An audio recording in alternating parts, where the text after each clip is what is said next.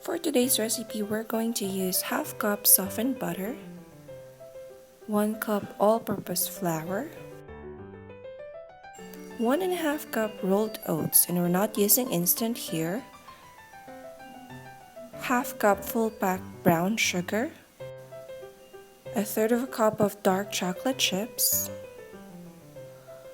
1 medium-sized room temperature egg, a teaspoon of vanilla,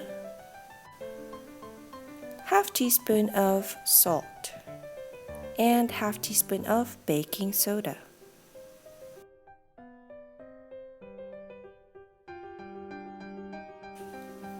In a bowl, we're going to put in the butter, which is softened, and you know it's softened when it's spreadable. And we're going to add the dark brown sugar here. We're using dark brown sugar because it has more molasses, so it adds more flavor and moisture to our cookies. Then we're going to add our salt and baking soda, our leavening agent. And then we're going to add our egg, which is at room temperature, a teaspoon of vanilla. This is optional. If you don't have any, it's okay. But of course, for this recipe, we're going to add one. It adds flavor to our cookies. Just continue to mix until it becomes smooth.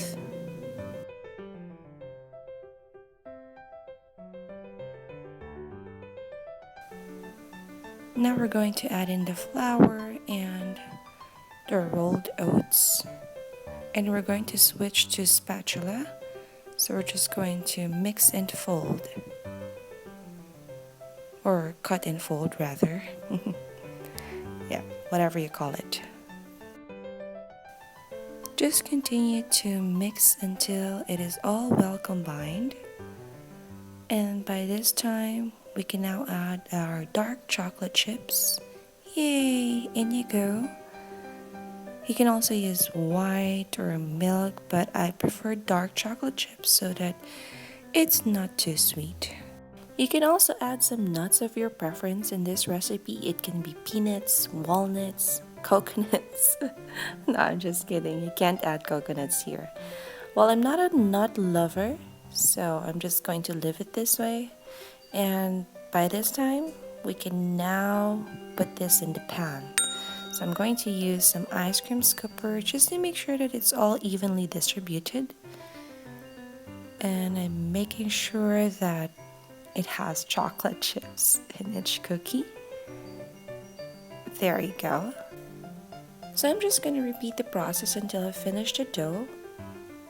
And by the way, I'm using 4 centimeters for the scooper, or 1.5 tablespoon. If you don't have one, you can just use the regular spoon, or if you have clean hands, you can go ahead and use that too. And by the way, this recipe needs a little help. It's not like the regular cookie, so it won't spread easily. So we need to press it a little bit. There you go. And after we finish, we're going to bake this at 180 degrees Celsius for about 14 to 16 minutes. If you want your cookies to be a little bit crunchier, then you can extend the baking time, but it really depends on your preference though. So make sure you preheat your oven for about 15 to 20 minutes before you put in the cookies. In you go. And one more thing, don't forget not to over bake it because it will continue to cook even after you take it out of the oven. So I cooked mine for about 16 minutes. For this recipe, I was able to make 2 dozens of 24-gram cookie.